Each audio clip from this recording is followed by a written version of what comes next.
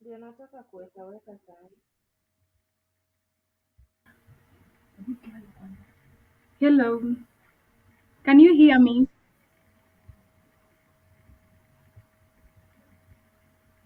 I hope you can hear me.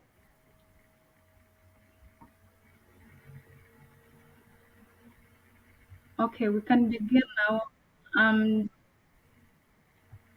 I'm Cheruto Masi, bed 050079, stroke 2020.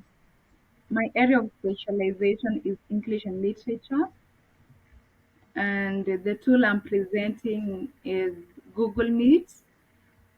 And during my research, I found out that Google Meet is a video conferencing service that allows you to attend virtual meetings with up to 100 participants using voice, video, chat, and screen sharing. Google Meet is Google Meet is ideal for individuals looking for a simple video conferencing solution that is already linked with Google Drive.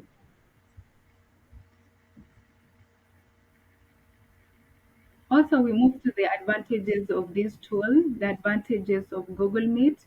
And the first advantage on depending on the version of the Google Workspace you have, you can create meetings with up to 100 participants or up to 250 participants.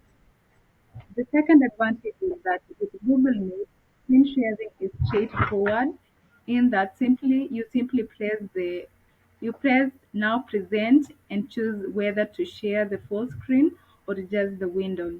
And thirdly is that Google Meet helps you organize events and meeting also. Google Meet connects with Google Calendar and Google Contacts. Each function is in a manner similar to other Google service. And the last advantage of Google Meet is that because Google Meet is recognized for its user-friendly design, Google Meet should be straightforward to use.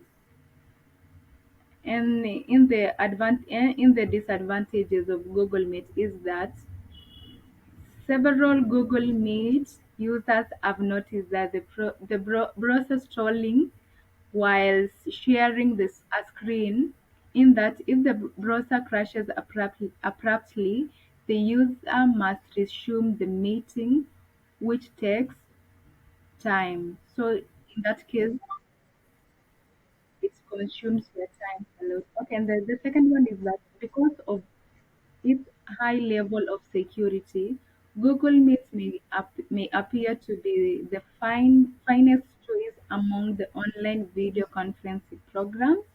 However, Google Meet have several restrictions as compared to Zoom. For example, there is no waiting. Yeah, unlike Zoom where there is waiting room, and here in Google Meet there is no waiting room. So the waiting room is being restricted. And lastly, in Google Meet, even with the meeting connection, an external user cannot join the conversation if the meeting host is not accessibly on the call when the request is made. And we move to the functionalities of Google Meet, whereby the first function of Google Meet is that Google Meet makes it easy to start a secure video conferencing. And the second one is that when you sign up for the teaching and learning upgrade, you will be able to expand teaching and learning. When you sign up for the teaching and learning upgrade, you will be able to expand teaching and learning with advanced features such as breakout rooms, live streaming, attendance monitoring, polls, and many more. It may it may be used for education, for group discussion, or just to allow students to use or to see one another's face. And lastly is that Google Meet allows you to participate in virtual meetings with up to 100 participants using voice, video, chat, and screen sharing with no time constraint. And we move to the second part of the presentation where I'm presenting on my topic one of my area of specialization, whereby I choose literature. And my topic one topic is that it's oral literature. In this lesson, by the end of the lesson, the learners will be able to first to first define the oral literature, secondly to identify the forms of oral literature, and lastly, state the functions of oral literature. And in the definition of oral literature is that literature is a performed art which is most case uses spoken words as a medium of communication. And we will move to the second part whereby we see on the forms of oral literature. In the forms of oral literature, we have the five forms of oral literature. The first one is songs. The second one is oral narrative. The third one is oral poetry. The fourth one is riddles, and lastly, tongue twister. And on the last part of this topic,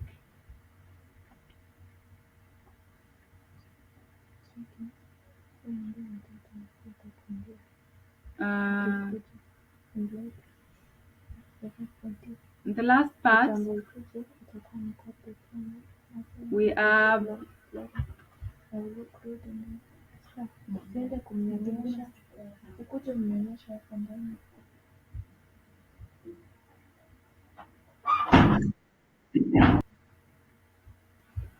on the last part is the functions of oral literature, whereby the first function is that oral literature teaches about culture, in that it shows the people's way of life, and and how it is reflected in oral literature. Another function is that oral literature is a source of entertainment.